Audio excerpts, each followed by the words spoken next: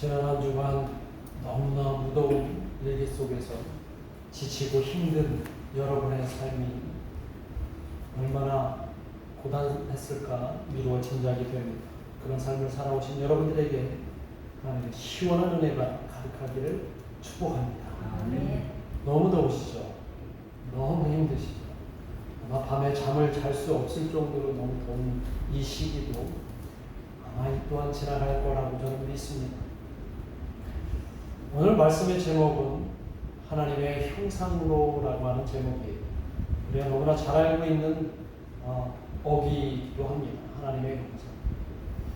우리가 창세기를 이제 읽게 되었는데 이 창세기는 이 세상을 하나님께서 어떻게 만드셨는지부터 시작을 하게 됩니다. 그래서 천지창조로 시작이 되죠. 그리고 그 천지창조의 완성은 누구로부터 끝납니까? 천지창조의 완성은 사람으로부터 끝나죠. 그러니까 사람이 천지창조의 완성이 되는 거예요. 그때 하나님께서 첫사람으로 누구를 창조하셨어요? 아담을 창조하셨어요. 그런데 오늘 본문에 보니까 그 아담을 누구의 형상으로 창조하셨다고 얘기하세요? 우리의 형상, 곧 하나님의 형상으로 만드셨다고 얘기합니다. 그럼 왜 하나님은 하나님의 형상으로 만드셨을까요? 모든 동물은 동물의 모습으로 만드셨는데 왜 사람은 하나님의 형상으로 만드셨어요? 아마 그 이유가 26절과 28절에 나와 있는 것 같습니다. 하나님이 창조하신 세상의 모든 것을 사람으로 다스리게 하시려고 아마 그렇게 창조하신 것은 아닙니다. 그리고 어떻게 세상을 다스릴 건가에 대해서도 구체적으로 명령을 합니다. 28절에 보면 생육하고 번성하여 땅에 충만하라, 땅을 정복하라, 바다의 물고기와 하늘의 새와 땅에 움직이는 모든 생물을 다스리라, 이렇게 명령을 하십니다. 사람을 제일 마지막에 창조하시고 그 사람을 하나님의 형상으로 창조하신 후에 가장 처음으로 내린 명령이 뭐예요? 세상을 다스리라.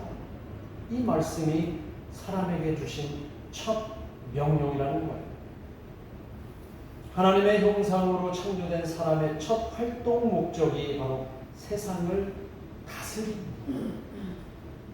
오늘날 우리가 모든 활동을 하면서 살고 있지 않아요? 여러분들은 사회 활동도 하시고 경제 활동도 하시고 문화적인 활동도 하시고 모든 활동을 하는데 이 활동들이 이 말씀에 의하면 무엇을 위한 활동이에요? 세상을 다스리기 위한 활동. 어쩌면 하나님의 계획이 우리 삶 가운데, 우리 활동 가운데 담겨 있다고 볼 수 있습니다. 그러면 여러분들은 매일 매 순간이 창조적인 삶을 살아가는 것입니다. 이런 위대한 존재가 바로 여러분이라는 것이죠. 근데 궁금합니다.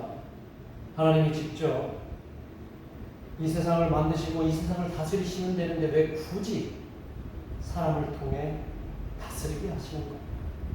왜 사람을 통해 다스리게 할까요? 혹시나 당신이 만드신 이 세상이 당신이 직접 다스리면 잘못될 수 있으면 그 책임이 고스란히 당신에게 갈까봐 사람을 통해서 이 세상을 다스리게 하신 다음에 그 책임을 전가하시려고 하는 걸까요? 아마 하나님께서는 인간에게 이 세상을 다스리라고 명령하신 그 명령의 의미 속에는 하나님의 놀라운 계획이 담겨있기 때문에 하나님이 이 세상을 구원할 계획이 숨겨져 있기 때문이 아닐까 생각을 합니다. 그래서 그것을 오늘 함께 나눠보려고 하는데 여러분 혹시 워라벨이라는 말 아세요? 워라벨? 요즘 젊은 사람들 사이에서 유행하는 말이죠. 워라벨. 우리 수면식 교회는 좀 수준이 높아요. 그죠? 그래서 이 워라벨이라고 하는 것도 한번 다 알고 계시죠? 영어 뭐 우리 잘 아시잖아요. 그렇죠? 뭐예요? 워라벨이? Work, Life, Balance. 요거의 약자가 워라벨이래요. 워라벨. 자, 워라벨이 무슨 뜻일까요? 일과 삶의 균형이 있는 인생. 다시 말하면 일과 함께 아주 삶의 만족도가 매우 높은 그 인생, 삶이 바로 워라벨 인생이라고 합니다. 그래서 요즘 젊은이들의 사이에서는 우리는 워라벨을 중시합니다. 워라벨 인생을 중시합니다. 이렇게 중요하게 여깁니다.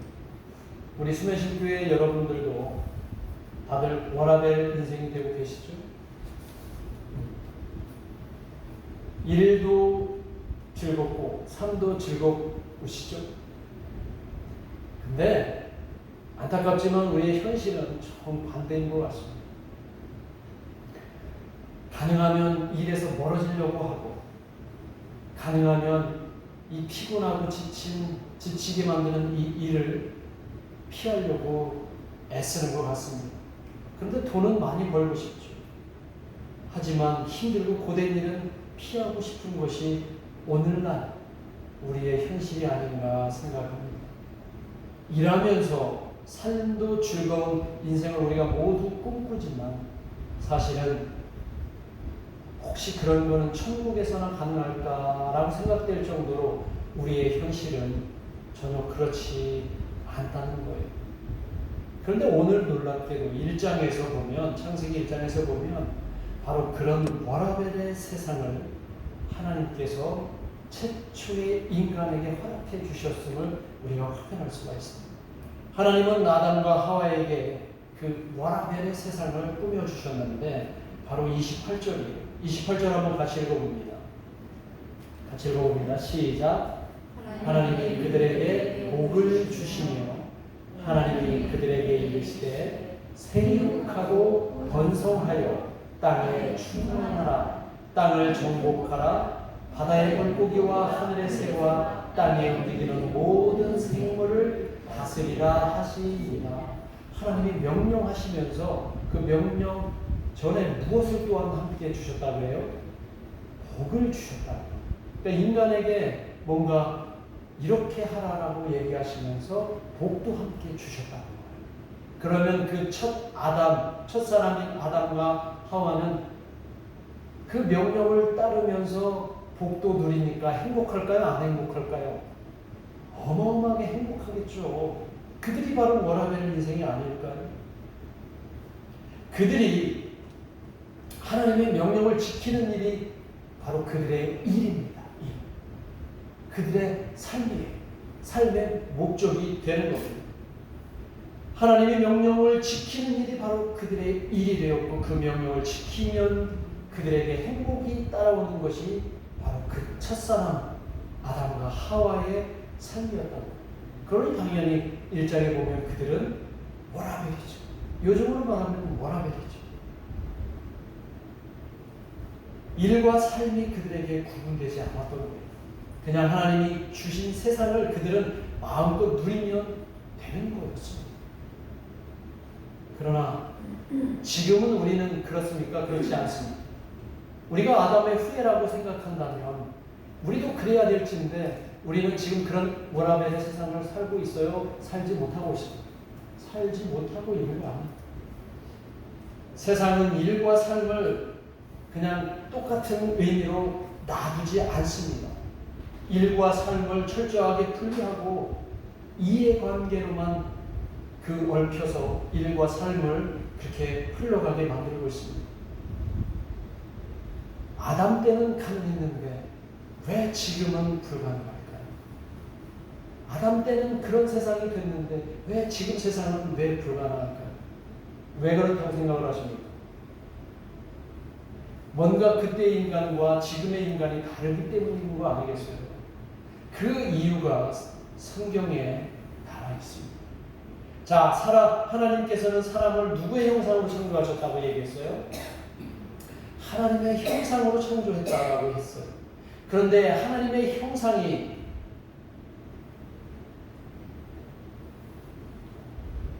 아담과 하와에게는 있었다가 어느 순간에 우리에게는 있습니까? 없습니까? 없게 된 사건이 생겼어요. 하나님의 형상이 인간에게서 사라지게 된 결정적인 사건이 창세기에 등장합니다. 그 사건이 어떤 사건일까요?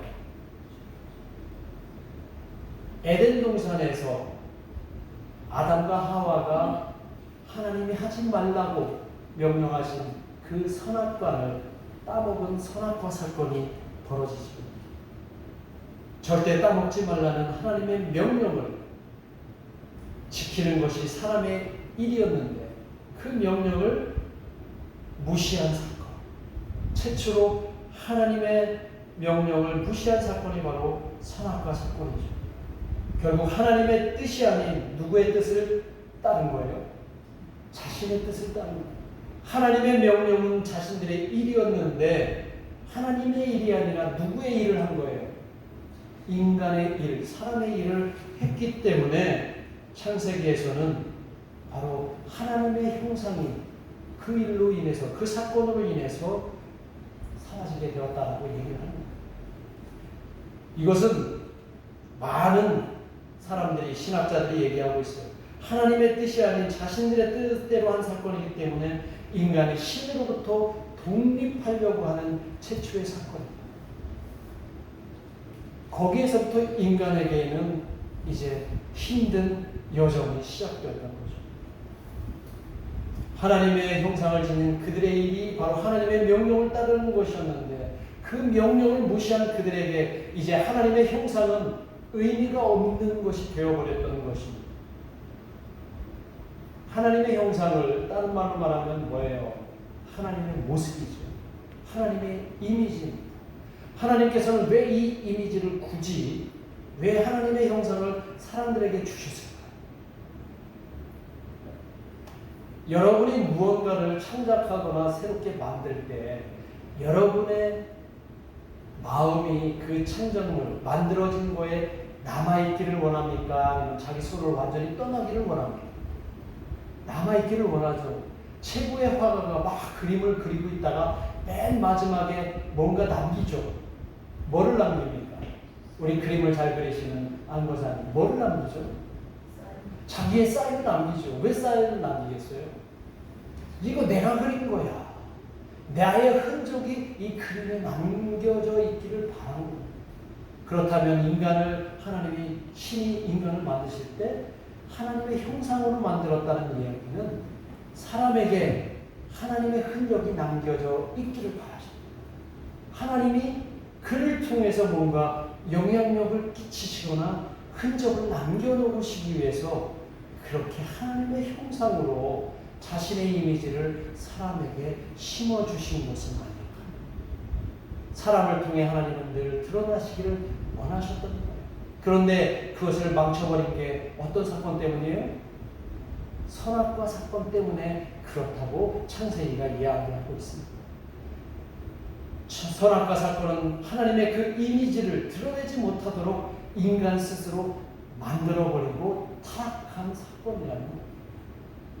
이제 아담과 하와는 그 에덴 동산, 이 세상, 하나님이 만드신 세상을 다스릴 수 있는 능력이 존재하지 않았습니다. 그들에게 권한이 없어졌습니다. 영생의 복도 그들은 잃어버리게 되었습니다.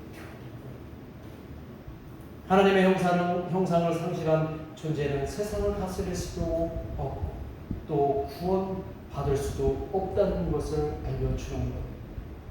이제는 이 세상은 아담과 하와가 다스리지 못하고 그 틈을 이용해서 누가 다스리려고 이 세상에 내려왔을까요? 모든 죄의 근원인 사단이 이 세상의 주인이 되었던 겁니다. 아담과 하와가 하나님의 형상을 잃어버리는 그 순간에 모든 사람에게 욕심과 욕망을 심어준 죄의 근원인 사단이 이 세상의 주인이 되었던 거죠. 그리고 사람들을 죄의 종으로 만들어버리고 말았습니다. 하나님의 명령이 아니라 이제는 죄의 명령을 따르게 되고 죄가 주는 탐욕과 거짓과 그리고 다툼과 간음과 파괴와 우상 숭배 같은 그 죄들로 이 세상이 가득 차게 되었고 그 죄들이 바로 이 세상을 다루기 시작을 했다는 거예요. 이 사실을 사도 바울은 알고 있었어요. 그래서 사도 바울이 이렇게 로마서 5장 12절에서 말씀하고 있는 겁니다. 로마서 5장 12절 말씀을 한번 같이 읽어봅니다. 시작. 그러므로 한 사람으로 말미암아, 잠깐요. 여기서 한 사람이 누굴까요? 다시 읽겠습니다. 시작. 그러므로 한 사람으로 말미암아 죄가 세상에 들어오고 죄로 말미암아 사망이 들어왔나니 이와 같이 모든 사람이 죄를 지었으므로 사망이 모든 사람에게 이르렀느니라. 제가 지금까지 여러분에게 열심히 떠든 그 이야기를 우리 사도 바울은 단 한 절로 설명을 하신 거예요. 사람들은 그 죄로 인해서 욕심을 잉태하고 죄를 낳게 되었고 그 죄가 장성하여 모두를 사망에 이르게 했다고 야고보서 1장 15절에서 분명히 기록하고 있습니다. 하나님의 형상을 잃어버린 인간이 살아가는 세상이 바로 이렇다는 겁니다. 정말 그런가? 한번 이 세상을 둘러봅니다. 한번 생각해 보세요. 오늘날 우리가 살아가고 있는 이 세상이 어떤 세상인지. 에덴 동산의 그 평화만 있는 세상이에요. 행복한 세상입니다. 욕심으로 찌든 인간이 하나님이 만드신 자연을 망가뜨리는 세상이 되었고요. 더 많이 갖기 위해서 사람들을 파괴시키고 사람들과 다투며 서로 죽이려 하고 있는 이 세상입니다. 하나님의 일과 삶이 서로 대립되는 엉망진창의 세상이 바로 이 지금의 이 세상이 아닌가. 그야말로 혼돈의 세상이 아닌가 생각이 됩니다. 물론 인간들은 욕심이 많아서 엄청난 문명이나 문화를 발전시켜 왔지만 아무리 잘 살고 아무리 잘 먹고 아무리 행복한 것처럼 살아갈지라도 우리가 최초의 인간에게 허락하신 하나님의 그 워라벨이 오늘 우리에게 찾을 수 없다는 것입니다. 사람들에게서 하나님의 형상을 찾기가 힘든 세상이 되었습니다. 그러니 매일 우리의 삶은 워라벨이 아니라 그저 지치고 고된 삶, 일 때문에 너무 힘들고 일 때문에 너무 괴로운 삶을 우리가 살아가고 있는 삶이 아닌가 생각합니다.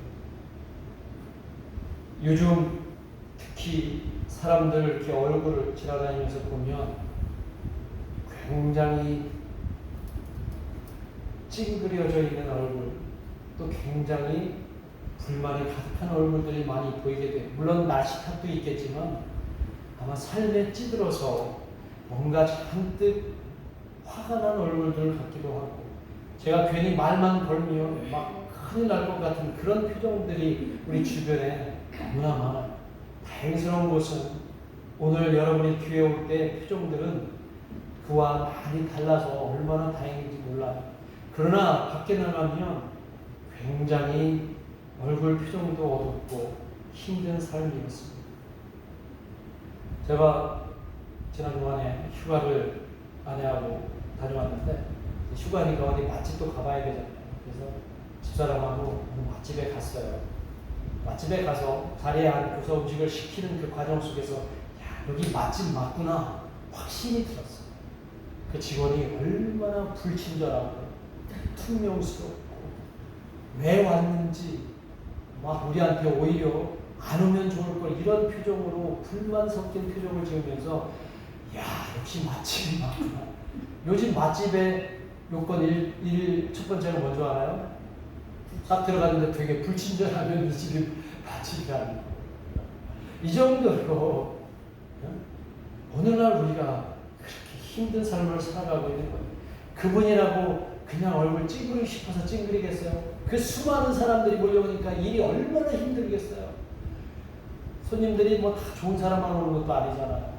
뭐 또 시키고 이거 시키고 저거 시키고 맛이 어떻네 저떻네 얘기하면 그 직원이 처음에는 좋게 얘기했다가 나중에는 어떻게 돼요? 골이 나잖아요. 일 때문에 그렇게 생겨요. 일 때문에.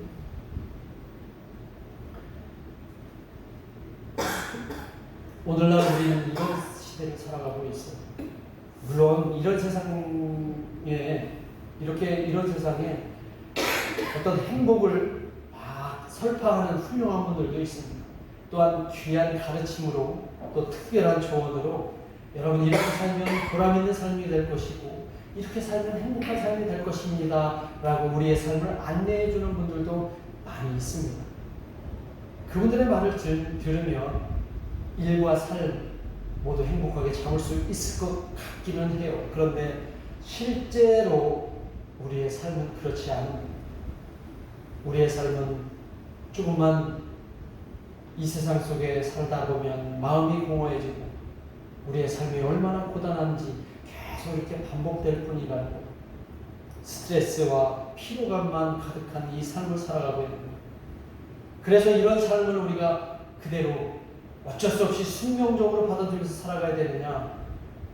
저는 개인적으로 믿는 사람으로서 그리스도인으로서 그렇게 살았으면 안 되겠다라고 믿습니다. 우리의 잃어버렸던 하나님의 형상을 회복해야지 그런 생각이 들었습니다. 그래서 사도 바울은 인간에게 잃어버린 하나님의 형상을 다시 찾을 수 있다라고 성경이 분명히 기록해주고 있습니다. 그 희망의 메시지가 바로 고린도후서 5장 17절 말씀입니다. 잃어버렸던 하나님의 형상을 되찾을 수 있는 바로 그 방법 같이 한번 읽어보겠습니다. 고린도후서 5장 17절 말씀입니다. 같이 읽습니다. 시작. 그런즉 누구든지 그리스도 안에 있으면 새로운 피조물이라. 이전 것은 지나갔으니 보라 새 것이 되었구나. 그리스도 안에 있으면 뭐가 된다고요? 새로운 피조물이다. 첫 번째 피조물은 아담으로 인해서 실패했지만 예수 그리스도 안에 있으면 이제 새로운 창조물로 새로운 피조물이 될 수 있고 이전의 모습, 하나님의 형상을 잃어버렸던 모습은 지나가고 이제 하나님의 형상을 가진 새로운 존재가 될 것이라고 사도 바울은 이야기하고 있습니다. 예수 안에 거하면 우리는 다시 창조될 수 있음을 믿으시기를 주님의 이름으로 축복합니다. 죄의 형상은 사라지고 하나님의 형상을 지닌 새로운 존재로 거듭나게 되리라고 믿습니다. 이 능력이 바로 예수 그리스도 안에서 나타나는 줄 믿습니다. 그래서 바울은 또 고백을 합니다. 골로새서 1장 15절에 보면 바울이 이렇게 고백합니다. 그는 보이지 아니하는 하나님의 형상이시요 모든 피조물보다 먼저 나신 이시니 라고 얘기합니다.